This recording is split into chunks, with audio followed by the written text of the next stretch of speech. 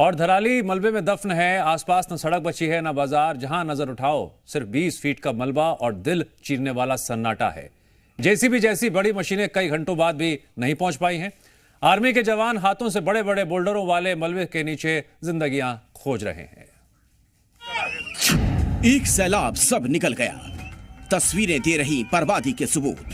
धराली में सबसे बड़ी तबाही, हर तरफ मलबे का अंबार, हर मिनट जिंदगी की आस।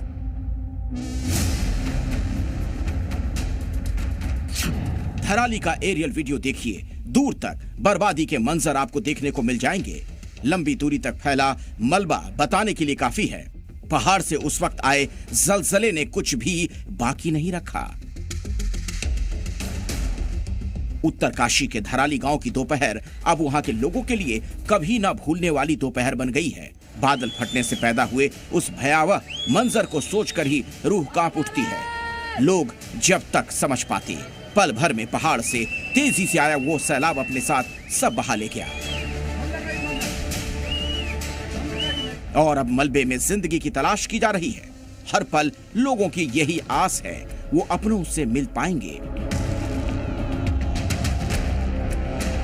पूरे थराली बाजार में मलबे का ढेर है और कई फीट ऊंचाई तक फैले इस मलबे में कई लोग दबे हुए हैं। सेना, एनडीआरएफ और आईटीबीपी के जवान इस मलबे के ढेर में जिंदगी तलाश रहे हैं। इस उम्मीद में हर छोटा बड़ा पत्थर उठाया जा रहा है, किसी की सांस तो रुकने से बच जाए। बादल फटने से रास्ते टूट गए, जिस कारण रेस्क्यू ऑपरेशन में दिक्कत आ रही है। लेकिन हमारी सेना किसी देवदूत से कम नहीं। हर मुश्किल का सामना करते हुए राहत बचाव कार्य जारी है। त्रासदी के कुछ वक्त में ही सेना मौके पर पहुंच गई थी। अभी तक 190 लोगों का रेस्क्यू कर लिया गया है। रास्ते बंद हो जाने से हेलीकॉप्टर से रेस्क्यू ही एकमात्र सहारा था। हेलीकॉप्टर से ही घायलों को अस्पताल पहुंचाया जा रहा है।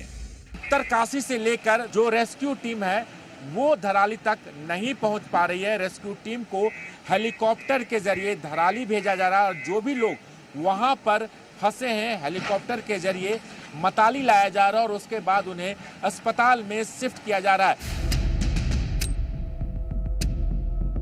कई जगह पर रेस्क्यू ऑपरेशन के लिए बड़ी मशीनें और जेसीबी नहीं पहुंच पाई, क्योंकि मलबा इतना भर चुका है कि कोई भी गाड़ी आगे लेकर जाना मुमकिन नहीं। यही वजह है कि जवान अपने हाथों से पत्थरों को उठाकर और मलबे को हटाकर लोगों की तलाश कर रहे हैं।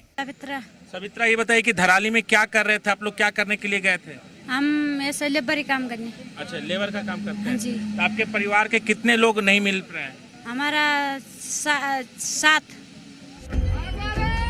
उत्तरकाशी के पास बादल फटने और भूस्खलन की घटना के बाद फंसे लोगों को बचाकर मातली हेलीपैड पर लाया गया है।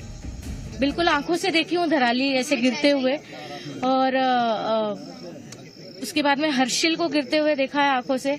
उधर ही से हम लोग गुजर रहे थे तो हम लोग जैसे तैसे बच के वो रात निकाले हैं। और 2-3 दिन में 2-3 दिन नहीं, एक ही दिन, अगले ही दिन पूरी टीम आ गई, पूरी इंडिया सपोर्ट करने के लिए आ गई। Thank you so much. Harsil के धराली में रेस्क्यू ऑपरेशन युद्ध स्तर पर जारी है। सभी टीमों की तरफ से हर्षिल के पास एक अस्थायी पुलिया तैयार की गई है ताकि आपदा में फंसे लोगों को सुरक्षित निकाला जा सके। सीएम पुष्कर सिंह धामी मोर्चे पर हैं। हर संभव मदद की जा रही है। आज मातली हेलीपैड पहुंचे और धराली से निकाले गए लोगों से उन्होंने बातचीत की। उन्होंने प्रशासन, एनडीआरएफ और एसडीआरएफ कर्मियों से बात की। जल्द ही बचाव कार्यों के लिए धराली पहुंचेंगे।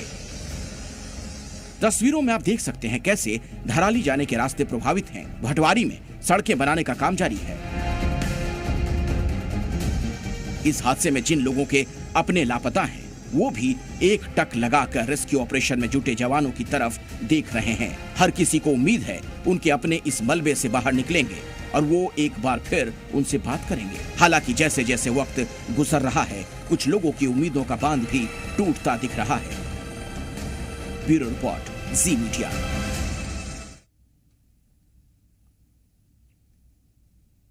केदारनाथ समेत 3 धामों की यात्रा रुक गई है। एक जरूरी अपडेट, खराब मौसम के चलते तीनों धामों की यात्रा रुक गई है। बद्रीनाथ, केदारनाथ और हेमकुंड साहिब की यात्रा फिलहाल रोकी गई है। पीपल कोटी के पास बद्रीनाथ हाईवे का 30 मीटर हिस्सा बह गया है। तस्वीरें भी देखते रहिए, यहां पर हालात कितने ज्यादा इस वक्त संवेदनशील बने हुए हैं। धराली की आपदा के बाद से गंगोत्री की यात्रा पहले से ही बंद है। यमुनोत्री के लिए सिर्फ छोटी गाड़ियों का रास्ता खुला हुआ है। तो एहतियातन कई फैसले ऐसे लिए जा रहे हैं जिसके तहत यात्रियों को दिक्कतों का सामना भी ना करना पड़े, कोई हादसे का शिकार भी ना हो जाए, और जो मौजूदा हालात बने हुए हैं, जहां जहां हालात बिगड़े हुए हैं, उन्हें दोबारा दुरुस्त किया जा सके। फिलहाल कई जगह यात्रा रुकी हुई है। तो मौसम खराब है, बारिश और लैंडस्लाइड, ये दो सबसे बड़े खतरे होते हैं, ये दो सबसे बड़ी चिंताएं होती हैं, जिसके चलते इस तरह से फैसला लेना प्रशासन के लिए बहुत जरूरी हो जाता है।